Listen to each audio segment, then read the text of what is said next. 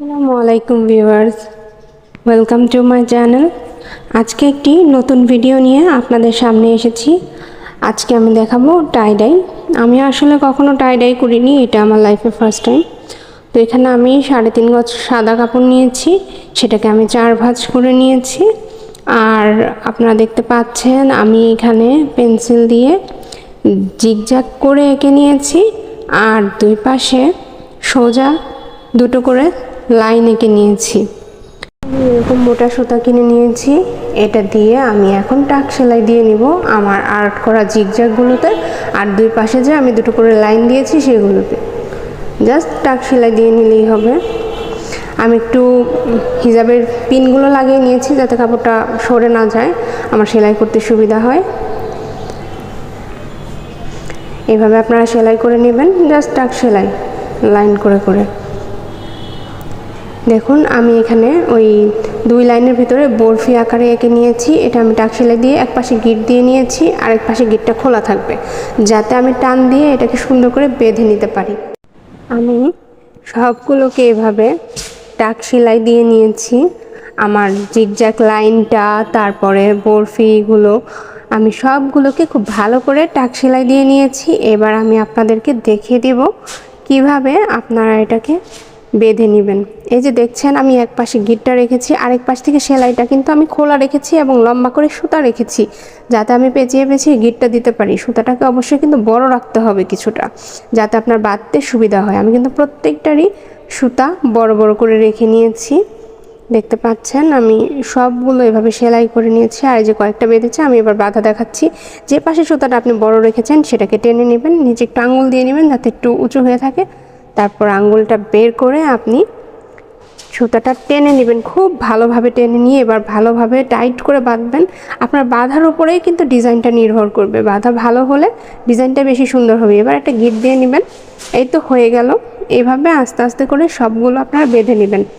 এই যে লম্বা সুতাটা ধরে টান দিবেন, দিয়ে জাস্ট পেঁচিয়ে নেবেন, একটু আঙুল দিয়ে নেবেন যাতে একটু উঁচু হয়ে থাকে। তারপর আঙুলটা বের করে আপনি জাস্ট বেঁধে নেবেন।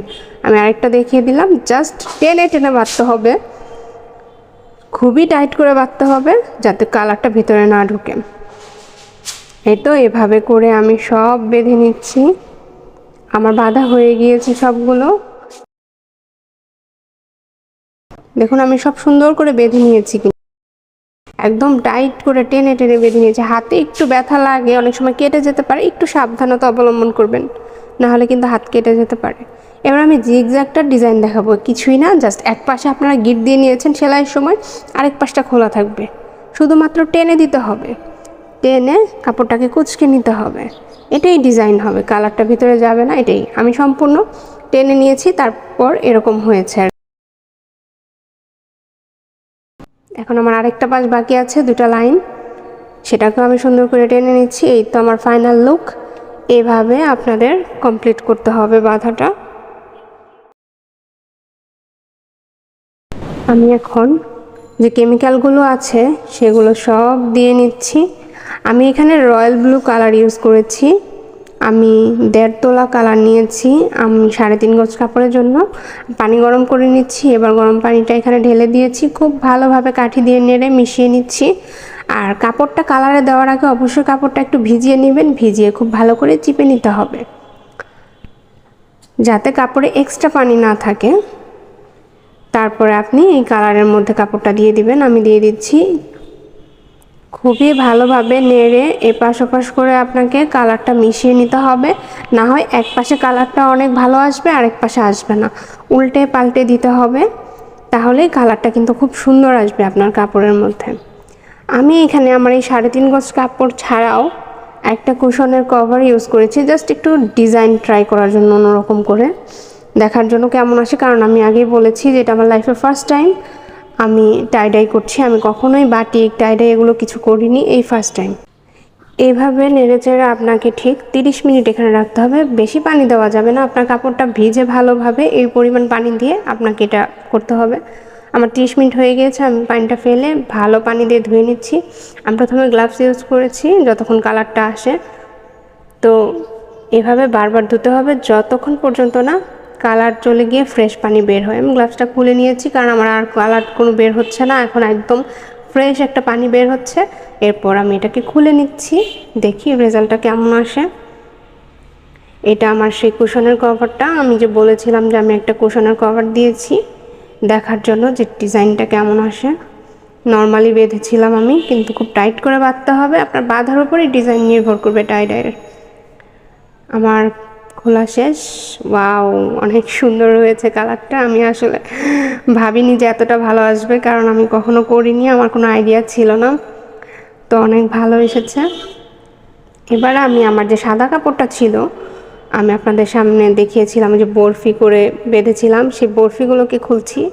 দেখতেই পাচ্ছেন খুব সুন্দর হয়েছে।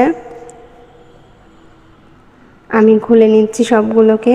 খুলতে কিন্তু মজাই লাগে, টাইডাইয়ের মজাটাই হচ্ছে খোলা, কিন্তু বাঁধার সময় অবস্থা খারাপ হয়ে যায়, খুব টাইট করে বাঁধতে হয়। এবার আমি সব খুলে নিচ্ছি। কালারটা কিন্তু খুবই সুন্দর হয়েছে, আর ফার্স্ট টাইম অনুযায়ী আমার মনে হচ্ছে আমার টাইডাইটা অনেক ভালো হয়েছে। তো কাপড়টা এখনও ভেজা, আমি তারপর আপনাদেরকে দেখিয়ে দিচ্ছি। এই যে আমার ফাইনাল লুক, এটা হচ্ছে সেই কুশনটা। দুই পাশে দেখিয়ে দিচ্ছি, এটা বানানোর পরে আসলে করেছি।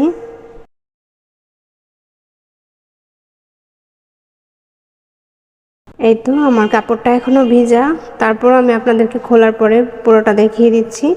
যদি আপনার বাঁধাটা লুজ হয়ে যায় তাহলে কিন্তু দেখবেন কালারটা কিছু কিছু জায়গায় খারাপ আসে। তো আমার মোটামুটি ভালোই হয়েছে, আমি অনেক টাইট করে বেঁধেছিলাম। বাঁধার ব্যাপারটা একটু খেয়াল রাখবেন, আর হাতের দিকে একটু খেয়াল রাখবেন যাতে হাত কেটে না যায়, কারণ সুতা দিয়ে এত টেনে টেনে বাঁধতে গেলে কিন্তু হাত কেটে যায়।